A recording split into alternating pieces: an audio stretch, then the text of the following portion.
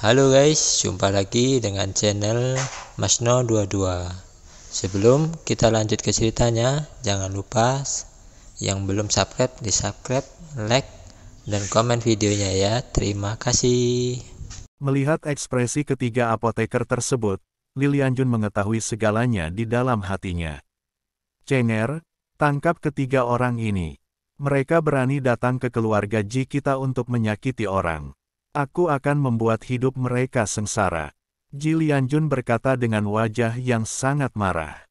Baik, Li Cheng mengangguk, lalu memanggil orang-orang untuk menangkap ketiga apoteker tersebut. Apoteker itu tidak punya kekuatan pada awalnya, jadi dia ditundukkan bahkan tanpa perlawanan. Saat ini, ketiga apoteker itu benar-benar panik. Mereka buru-buru menatap Ji Lianying dan berkata, Tuan JR, bantu saya. JR, bantu saya. Guru kedua, tolong bantu kami. Ji Lianying memandang ketiga apoteker dengan wajah yang sangat jelek dan berkata, kalian bertiga bajingan berani menyakiti ayahku, dan kamu masih ingin aku menyelamatkanmu. Kamu hanya angan-angan. Keluarkan mereka bertiga dan biarkan mereka menghilang menjadi abu. Tuan JR, kamu tidak bisa melakukan ini. Seorang apoteker berjuang mati-matian dan meraung keras. Namun sebelum dia selesai berbicara, tiba-tiba Ji Lianying melambaikan tangannya, dan nafas langsung menembus dada apoteker tersebut. Pada akhirnya apoteker tersebut meninggal bahkan tanpa menyelesaikan perkataannya. Melihat rekannya tewas, dua apoteker yang tersisa tercengang, lalu mereka saling berpandangan dengan wajah marah. Ji Lianying mengutuk, kamu orang jahat, kamu bertanggung jawab atas semua hal yang kami lakukan. Ya, sekarang kamu sebenarnya. Ekspresi Ji Lianying berubah drastis, dan dia segera mengayunkan kedua telapak tangannya, memukuli dua apoteker yang tersisa sampai mati. Melihat Ji Lianying memukuli tiga apoteker sampai mati, wajah Ji Lianjun menjadi sangat jelek. Saudaraku, jangan dengarkan omong kosong orang-orang ini. Mereka hanya meludahkan darah. Meskipun saya menemukan ketiga orang ini, tetapi saya tidak tahu bagaimana mereka mendiagnosis dan mengobatinya, dan saya tidak tahu keterampilan medis apapun. Ji Lianying buru-buru mengikuti kakak laki-lakinya untuk menjelaskan. Meskipun dia dengan sepenuh hati ingin menggantikan Ji Lianjun dan mengambil posisi kepala keluarga, waktunya belum cukup, dan dia harus menanggungnya. Ji Lianjun memandang Ji Lianying, amarahnya sudah membara. Dia tidak menyangka akan begitu. Adik laki-laki saya sebenarnya berani melakukan sesuatu yang membunuh ayahnya. Hanya saja Ji Lianjun belum bisa berbuat apa-apa, setidaknya di depan ayahnya. Apa? Saya ingin tahu apakah Anda benar-benar dapat menyembuhkan penyakit ayah saya.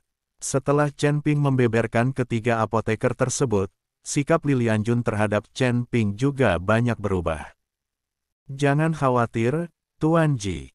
Karena saya berani mengatakannya, pasti tidak ada masalah. Hanya saja saya butuh sedikit rasa. Cincau lebih sulit ditemukan. Chen Ping berkata dengan percaya diri. Jangan khawatir, Tuan Chen. Ada klinik medis di Kota Kuning dan Biru kami, dan ada ahli pengobatan yang bertanggung jawab. Ya, ada berbagai macam bahan obat di dalamnya. Kata Ji Lianjun. Chen Ping mengangguk. Lalu dia menulis resep dan memberikannya pada Ji Lianjun.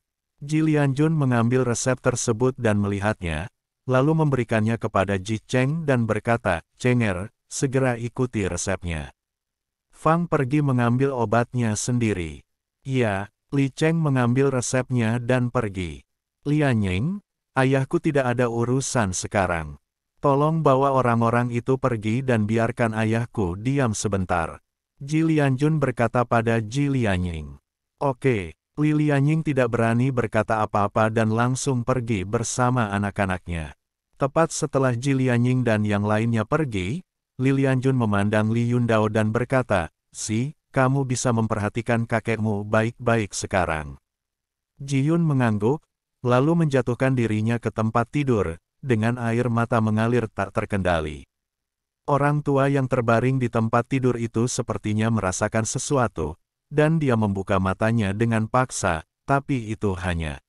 Dia membukanya, menatap Ji Yun, dan menutupnya lagi. Karena lelaki tua dari keluarga Ji terlalu lemah saat ini.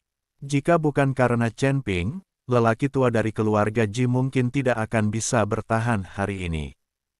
Keponakan yang baik, biarkan kakekmu beristirahat.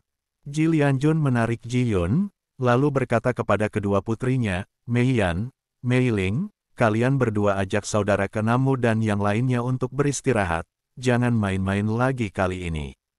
Ayah, jangan khawatir, kami tidak akan pernah melakukannya lagi, kata Li Meiyan dengan malu. Ji Meiyan dan Ji Meiling memimpin Ji Yun dan yang lainnya keluar dari kamar lelaki tua itu. Namun saat dia berjalan ke halaman depan, dia tiba-tiba dihentikan oleh Mei Zhen. Aku melihat Ji Mei Zhen memegang pedang panjang di tangannya, dan berkata kepada Ji Meiyan dengan agresif, dasar jalang. Boom, apakah kamu berani bersaing denganku? Ketika Li Meiyan dimarahi, dia langsung menjadi marah. Dia menunjuk ke arah Ji Mei Zhen dan berkata, kamu adalah benda yang dibuat oleh ribuan orang yang menunggangi ribuan orang, dan kamu masih berani memarahiku. Aku harus buang air kecilmu hari ini. Kak, abaikan dia. Jika kamu membandingkannya dengan dia, ayah pasti akan menyalahkanmu jika dia mengetahuinya.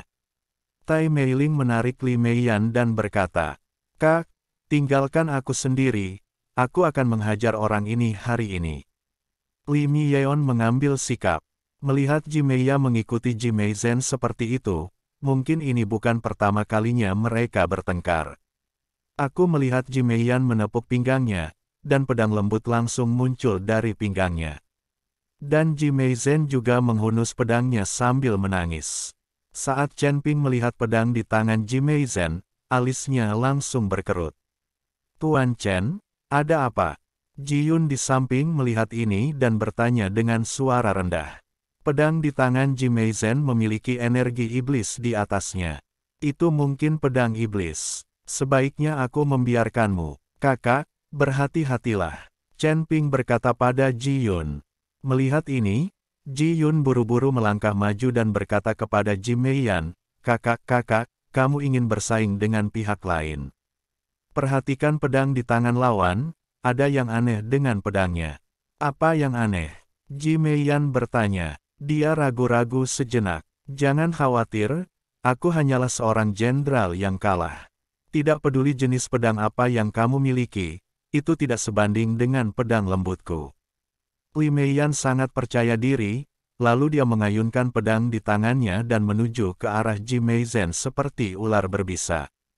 Li Mei Zhen juga tiba-tiba bergegas keluar, dan mereka berdua langsung bertarung. Kekuatan kedua orang ini terbilang setara, namun terlihat kekuatan Li Meiyan sedikit lebih baik, dan pedang lembutnya memang tidak terduga, sehingga Ji Meiyan lebih unggul untuk saat ini.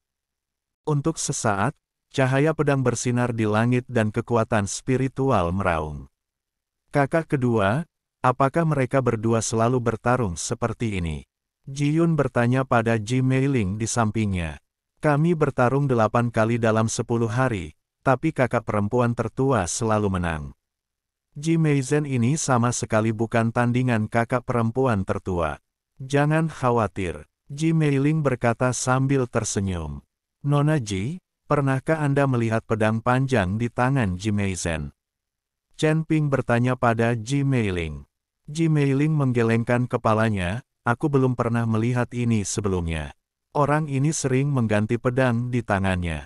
Dia selalu mengatakan itu semacam senjata ajaib. Tapi jika dia dikalahkan oleh kakak perempuan tertua, dia akan mengubahnya lagi. Chen Ping mengangguk, tidak berkata apa-apa, tapi dia sudah punya ide di benaknya. Saat ini, Ji Mei Zhen mulai merasa sedikit frustrasi dan terus mundur. Sebuah cibiran muncul di sudut mulut Ji Meiyan dan dia berkata, jenderalku yang kalah, hari ini tidak sama. Tepat ketika Ji Meiyan mengangkat pedangnya, lampu merah tiba-tiba menyala di mata Ji Mei Zhen, dan kemudian lampu panjang pedang di tangannya mulai menyala ribuan cahaya pedang memancar, seperti badai dahsyat, menuju ke arah Li Meiyan. Li Meiyan melangkah mundur, dan pedang lembut di tangannya bergetar sedikit di udara, mengeluarkan suara mendengung. Lalu dia melambaikan bunga pedang satu demi satu. Cahaya pedang dan bunga pedang bertabrakan, memancarkan cahaya terang.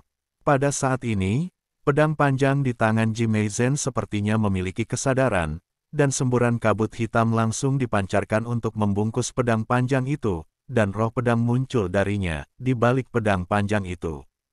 Cepatlah keluar. Ji Meiyan belum pernah melihat pemandangan seperti itu sebelumnya. Dia tertegun sejenak, dan roh pedang secara otomatis melambaikan pedang panjangnya dan datang ke arah Li Meiyan untuk membunuh. Apa ini? Mata Li Meiyan dipenuhi ketakutan saat dia melihat pedang panjang yang terbungkus kabut hitam secara otomatis menyerang ke arahnya. Tiba-tiba wajahnya menjadi pucat. Kakak, Ji Meiling tidak bisa menahan diri untuk tidak berteriak ketika dia melihat ini. Ketika Chen Ping melihat ini, dia segera menggunakan cambuk ajaib, menyerahkannya langsung kepada Li Yun, dan kemudian menggunakannya pada Ji Yun. Kedipan, Ji Yun langsung memahaminya dan langsung berteriak, "Kakak, gunakan cambuk ini untuk menyerang." Li Yun menggerakkan cambuk ajaib langsung ke arah Ji Meiyan. Ji Meiyan bahkan tidak punya waktu untuk bereaksi, jadi dia mengambil cambuk ajaib di tangannya. Cambuk di tangannya mulai bergetar, dan pedang panjang yang terbungkus erat segera berhenti.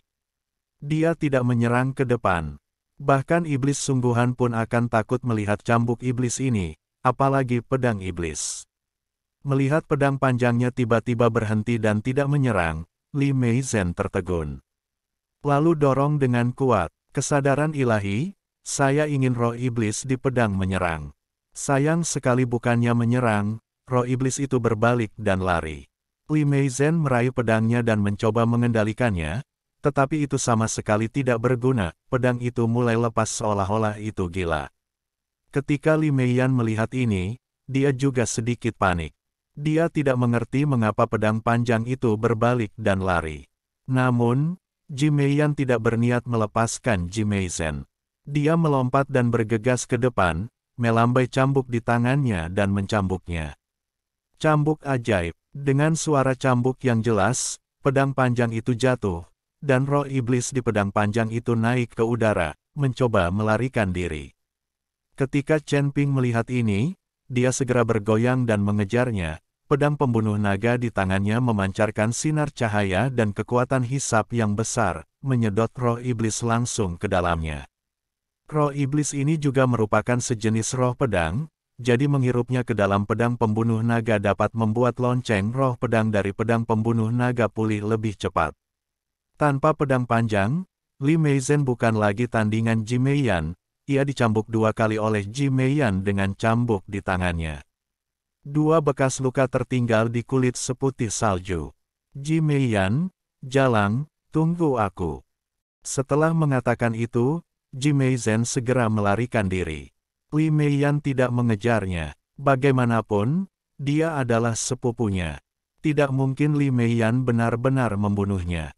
Sekarang mari kita beri dia pelajaran dengan 2 cambuk. Jatuh dari udara, Li Meiyan memberikan cambuk ajaib di tangannya kepada Ji Yun.